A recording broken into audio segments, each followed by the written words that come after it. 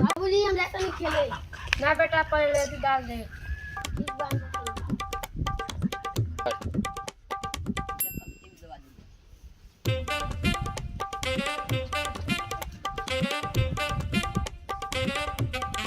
हमार बाप साला खाली कहेला घासे काटे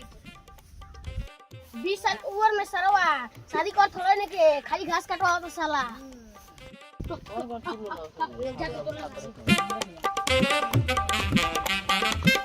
बाबूजी ले डाल लेनी सारे गोला किने घास काटता रहा खाली ये शादी करे के लोकता ले जल्दी।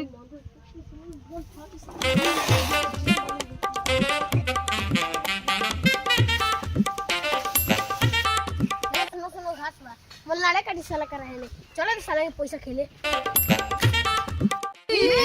आहा पिल गल आहा होगा हमर पिल गल बा हमरा से निरो क्यों ना होई हमर झाड़ न देखियो इगो हाय देखो लाओ लगी बोला से कौन मारी रे हाय मार औ ना ना ना हाय मार हाय ओहो देखे चलो हमार बात जो बिग हमू खेले अरे तोरा साला बाप का औकात मारे तेरा पैसा बाटे तेरे पास छाटू आमदी अभी जा एगो में से पैसा कम लगा करे हां सही रे 4 गो अरे पैसा पक्की चेक करल जाई हेकर पैसा दे हेकर बाकी चल लेकिन नहीं खे नहीं के एकरा में तो नहीं खे चेक करल जा नहीं के हां तेरे पास नहीं खे एकरा में एकरो में नहीं के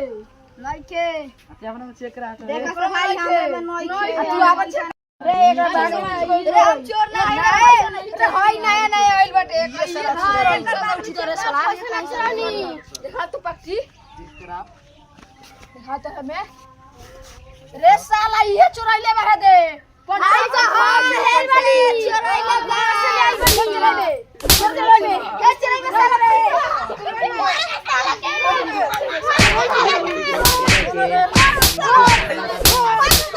बाप को जमीन ना रे तो बाप को जमीन में ना रे ए देख बात चोरात करिए चुपचाप बैठ के बैठ चोरी कइले तो समझ जइयो अरे फेंक फेंक फेंक दे रे इसके दो फेंक फेंक घासे बैठक नहीं से बिग रे हां बी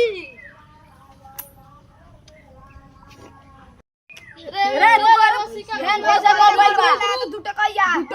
फिर कम भइल बा एगो सिक्का में कम लगाता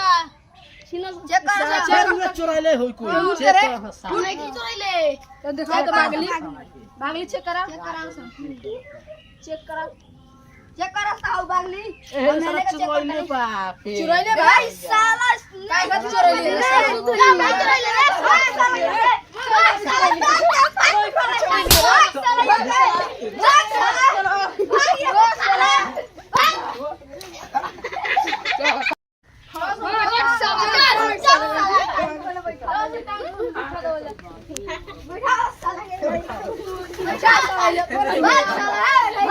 चल सर चल सर तू हम लाना दे क्या होना साले पे क्या साल पूछ